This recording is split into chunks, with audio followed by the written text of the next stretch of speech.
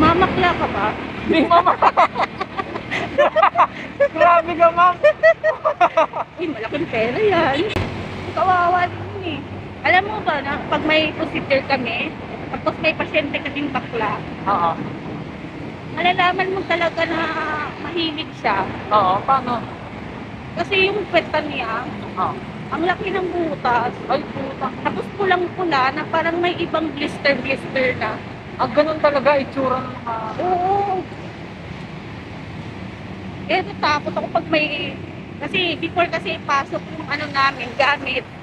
Kailangan muna namin ipasok tong kamay namin. Oo. Kasi i-check namin kung may butas pa or wala. Oo. Eh, mapipil ko yung parang may mga munggo-munggo. Ay, ano?